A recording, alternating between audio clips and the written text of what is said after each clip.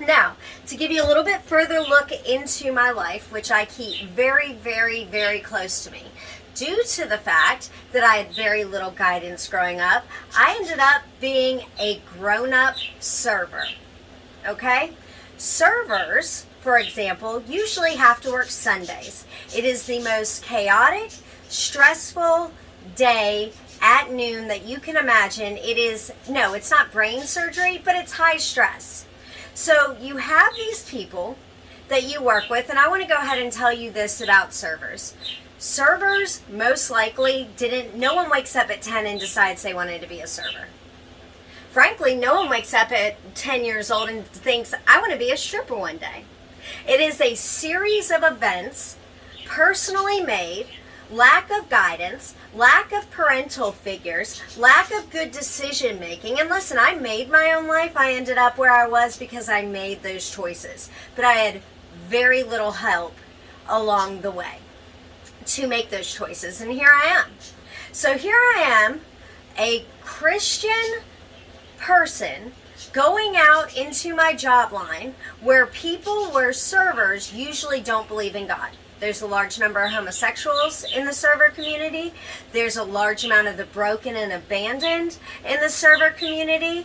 There's a large amount of non-believers in the server community. Okay?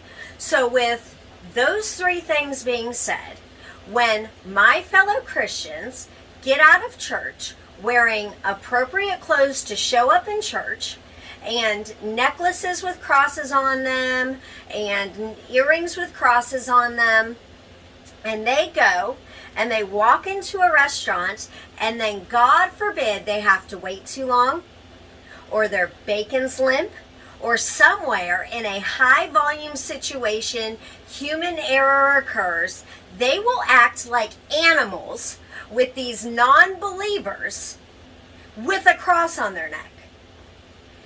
I have seen it personally. I've tried to talk to fellow servers and been like, hey, Jesus Christ is not that way.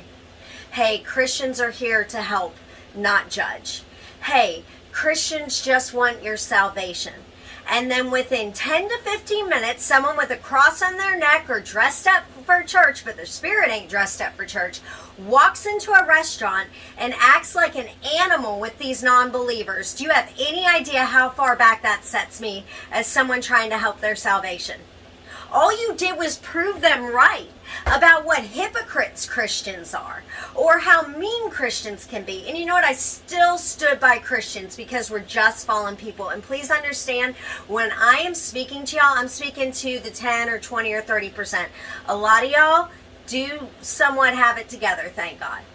But since I have started posting, trying to reach people, not claiming to be a preacher, I know it's not my place as a woman, not claiming that I'm holier than thou or perfect, I have received such significant resistance and criticism from Christians who frankly don't have their own lives together.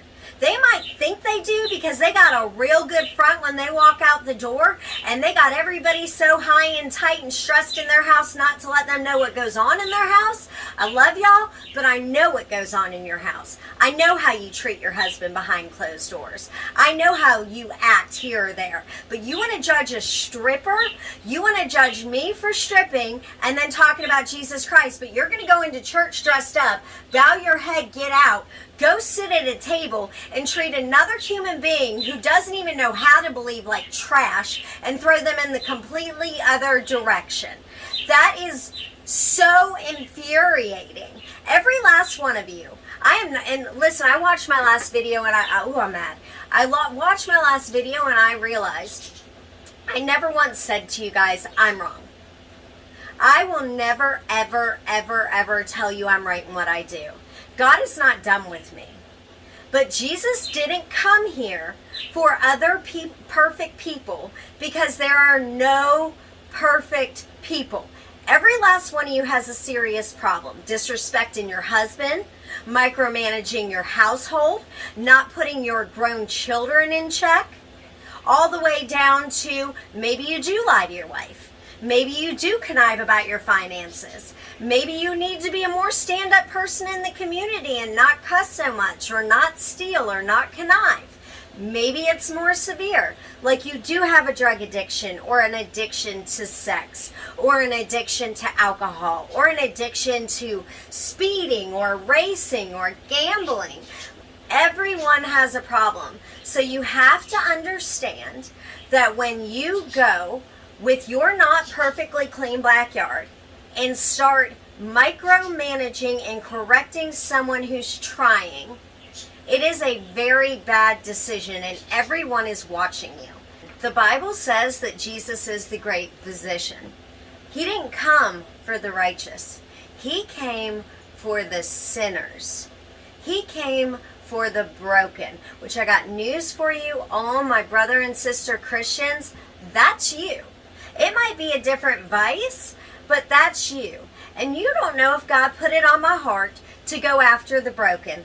Maybe he allowed that to happen to me as a child so that I would deeply understand the broken and the lost and the abandoned and those who felt like they've had to do it on their own their whole life. And who are you if I feel like God's calling me to go after my own people, to correct me, to try to stop me? You know, I had this awesome preacher for a very long time, and the only reason he doesn't preach anymore is because he just got too old. But I had this awesome preacher, and I've always struggled with who I am. I know y'all think you got me all figured out, but you genuinely have no idea. And I would tell him how my spirit felt conflicted about a great many things about myself. And I have been a Christian for a while. And he looked at me and he said, you know, this is what you're not realizing. There are people out there that will listen to you that would never hear anything or coming out of my mouth or give me a chance. There are people out there willing to listen to you that aren't willing to listen to me. And did you ever think that everything happened to you and you are exactly the way you are so you can go get those people? I know I'm not where I'm supposed to be, but I am not going to stop doing this because there's a great many of me's out there. There's a great many sexually molested children that are afraid to go out there and really say what happened to them because it's embarrassing. And because you don't want to look broken. And because you don't want to betray that caregiver because they were your caregiver. There's a great many people who were hurt by people that raised them, and they manage that hurt through drugs and alcohol or stripping. There's a great many people that were rejected their entire lives, and they finally found a way to be accepted. No one is going to stop me. No cute comment, no criticism in person or out there is going to stop me from continuously going out there and trying to speak to these people. And yeah, I'm not perfect. I'm going to let you down along the way. I'm probably going to let God down along the way. But one thing about me you're going to learn is I'm extremely stubborn. And yeah, I need to give up some things still. And I had someone make a really, and I believe in my spirit they were trying to help me. I believe in my spirit, although they grew, I had an elder this week who was blessed with parents, was blessed with a almost perfect upbringing, in a home where they never fought, in a roundabout way, try to explain that by now I shouldn't be stripping. And this is the thing, it did, and she's not wrong in her efforts to help me.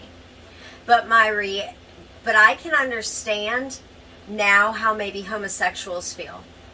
Because there is a very fine line between help and looking like you're looking down your nose with criticism at someone that should have it together by now. It takes everybody different points to pull everything in. And that's why I love Jesus, because he's not going to give up on me. And all of you broken out there sitting through this with me, he's not giving up on you. Like, it's okay if you don't have it together the first time you walk into church, or the second time, or the 10th time. God understands your history, and God understands you. It's okay if you're having a really hard time kicking something. Say you have a sexual addiction, which I do, which now maybe you understand a bit more why. It is okay that I am not there yet. I have this, and I'm not going to give up on myself or on speaking to you about God. I have this wonderful friend. He's Honduran. He does incredible mission work, and he came over to my house yesterday, and I was talking to him about what this elder said, because it does, I do feel a conscience, and I do feel conflicted about what I do, but I'm just not all the way there yet. And that doesn't mean I don't go to church. That doesn't mean I just give up on believing on God. It doesn't mean I believe that God's given up believing on me. And I told him what was said to me and all this criticism I was facing. And he simply said to me, Jesus did not come for the perfect. He came for the broken. That's what church is for. Church is the hospital for the sick. Church is a hospital for the sinners. And he said, listen, he gave me a little bit of his testimony, which is what encouraged me to give my testimony. He said, 35 years ago, I was involved in a gang. I was an extremely bad guy. Even the police didn't want to speak to me. And then one day, I wandered into a church. And when I wandered into that church, I wasn't a good person. I wasn't sober. I wasn't pure of heart. But then when I was in the church, I slowly began to change. And as time went on, I changed more and more and more, little by little by little. And he said, and here I am, 35 years later, as the person you know me. Do you think, he said, but it took me 35 years to get there. I am changing slowly by slowly by slowly. And in the meantime, listen, I get it. I'm being called a hypocrite. I'm being called names in corners. I'm hearing in corners, pick a lane. I'm being confronted online. I'm being confronted in my personal life by elders. I am very uncomfortable. And I don't know what else to say other than you never know who someone is and why they are the way they are. You never know how internally they're trying to change, and you shouldn't discourage them. And you never know, maybe God allowed all that to happen so they can go out and help other people. That's all I have to say.